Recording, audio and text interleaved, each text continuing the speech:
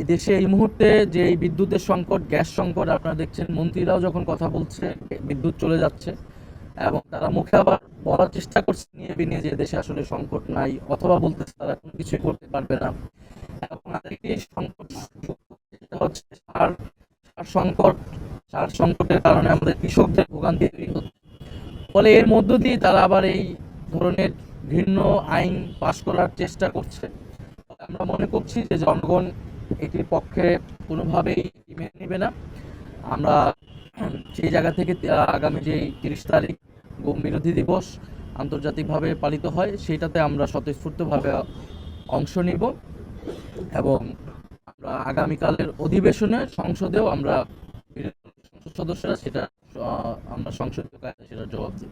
এই দেশে আমাদের প্রধান রাজনৈতিক দলগুলো, বিশেষত এখন যারা সরকারে আছে বিএনপি, আমরা 90-এর ইতিহাসেও দেখেছি যে তারা কিন্তু কমিটমেন্ট রক্ষা করে নাই। 90-এর গণ অভ্যুত্থানে তারাই সরকার গঠন করেছিল, তিন জোটের যে রূপরেখা সেটা তারাই প্রথম ভঙ্গ করেছে, এবং এই কারণে অভ্যুত্থানের পরপরই কিন্তু আমরা বলেছিলাম যে সংস্কারটা প্রয়োজন, এবং অন্তর্বর্তী সরকারের সময় আগে গণভোট হয় এবং যতটা বাস্তবায়ন করে সম্ভব। কিন্তু সেই সময় আপনারা দেখেছেন যে তারা সর্বপ্রথম নির্বাচনের দাবি নিয়ে এসেছে, এবং কোনো সংস্কারকেই তারা তখন করতে দেয়নি এবং এখনও দিচ্ছে না। ফলে সংস্কার তারা করতে দিবে না, কারণ তারা একই ধরনের ক্ষমতা ভোগ করতে চায় যেটা আওয়ামী লীগ সরকার ক্ষমতা ভোগ করেছিল।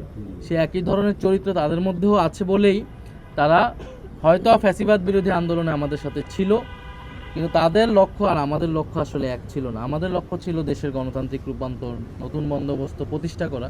তাদের লক্ষ্য ছিল হচ্ছে ক্ষমতায় যাওয়া। সে কারণে তারা শেখ হাসিনাকে উৎখাত করতে। গণমাধ্যমের স্বাধীনতা সংকুচিত হয়ে আসছে। দেশের মন্ত্রী প্রতিমন্ত্রীরা একদম প্রেস ব্রিফিংয়ে ঘোষণা মানে ভয় দেখাচ্ছে বা হুমকি দিচ্ছে। তো এইটা আসলে আমাদের গণতন্ত্রের জন্য ভালো সংকেত নয়। এখানে যখন আমরা দাঁড়াই, আপনাদের যে কোনো অধিকার আছে আমাদেরকে প্রশ্ন করার। প্রশ্নটা আমাদের পছন্দেরও হতে পারে, অপছন্দেরও হতে পারে, কিন্তু আমাদের অধিকার আছে, সেটার প্রয়োজন আমি ইগনোর করতে পারি, প্রয়োজন আমি জবাব দিতে পারি, কিন্তু কোনোভাবেই আমি আপনাকে সেটার জন্য আমি আপনাকে চার্জ করতে পারি না, ধমক দিতে পারি না। ফলে এবং এই সরকারের অনেক সংসদ সদস্যর বিরুদ্ধেও এই দ্বৈত নাগরিকত্বর কিন্তু অভিযোগ আসলে আছে। সরকারের জায়গা থেকে এটা আসলে পরিষ্কার করা উচিত। আমরা তো বিভিন্ন সময় যাদেরটা এসেছে আমরা কথা বলেছি, এবং পররাষ্ট্র প্রতিমন্ত্রীর বিরুদ্ধে এসেছে, তার এটা পরিষ্কার করা উচিত, সেটার প্রমাণ সামনে নিয়ে আসা উচিত যে এই বিষয়টা, দ্বৈত নাগরিকত্বের বিষয়টা সুরাহা করা উচিত। কিন্তু কোনোভাবেই গণমাধ্যমকে আসলে হুমকি দেওয়া এটা আসলে সমুচিত না।